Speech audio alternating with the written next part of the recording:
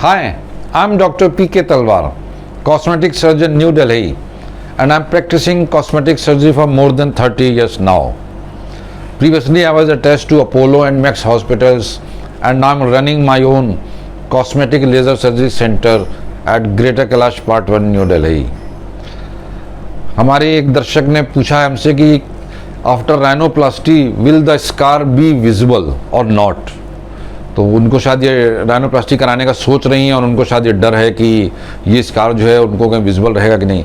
तो देखिए, मैंने पहले भी शायद जिक्र किया है कि राइनोप्लास्टी में हम लोग दो तरह से करते हैं। एक होती है एंडोनेजल, जिसमें कि नाक के अंदर कट लगाते हैं, वो कट जो है बाहर दिखता नहीं है।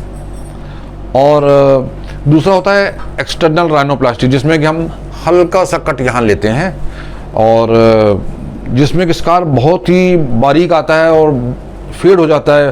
प्रैक्टिकली आप ये कह सकेंगे, प्रैक्टिकली वो भी नॉन विजिबल होता है विद पैसेज ऑफ टाइम। तो इसलिए आपको अगर स्कार का डर है तो मैं कहूँगा कि एक्सटर्नल में भी it is as good as, मतलब आजकल बहुत पॉपुलर टेक्निक है और इसमें जो स्कार है बहुत ही अच्छी तरह से फेड हो जाता है और ये ना के बराबर दिखता है। दूसरा ये होता है कि अगर आप एलर वेज रिसेक्शन कर रहे हैं, जो नथुने हैं इनको अगर आप छोटा कर रहे हैं तो इनमें हम जरूर कट लेते हैं और उसको इस हिस्से को पतला कर देते हैं। वो कट, लेकिन वो कट भी जो आता है वो यूजुअली इसके फोल्ड में ही आ जाता है, तो वो भी प्रैक्टिकल ना के बराबर होता है। मतलब मैं हमेशा कहता हूँ जहाँ भी कट लगाएंगे वहाँ पे एक फाइन स्कार रहेगा, लेकिन ये जो स्कार्स हैं बहुत अच्छे फेड हो जाते हैं, अच्छी तरह से फेड हो जाते हैं कि पता ही नहीं चलते हैं। तो प्रैक्टिकली आप ये कह सकते हैं कि 99% जो है ये scar will fade away to certain extent. और जो है एंडोनेजल में चूंकि 100% आपको दिखाई नहीं देता, इसलिए आप हमको लगता है कि वो 100% ठीक है, सेफ है।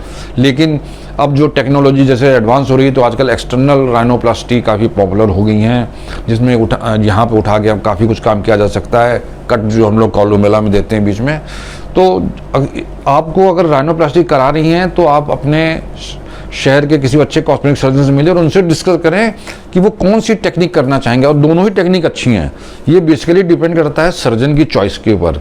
सर्जन कौन जो भी टेक्निक यूज़ करेगा, एंडोनेजल में तो खैर बिल्कुल स्कार नहीं आएगा, लेकिन अगर वो एक्सटर्नल भी करते हैं तो मैं आपसे वैसे ही कह चुका हूँ कि ये स्कार ना के बराबर रहता है, तो आप इसको भी निसंकोच करा लीजिए और राइनोप्लास्टिक स्कार के बारे में ज़्यादा चिंतित होने की ज़रूरत नहीं है। तो मुझे उम्मीद है कि मैं आपका ये जो भय है स्कार के बारे में, बिकॉज ऑफ एक्सटर्नल राइनोप्लास्टी, उसको, इस भय को मैं कुछ कम करने में कुछ हद तक कामयाब रहा हूँ।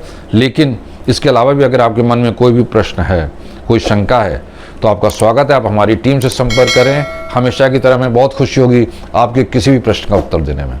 और अगर आपको वीडियो पसंद आया तो कृपया से लाइक और सब्सक्राइब करना ना भूलें। Thank you very much.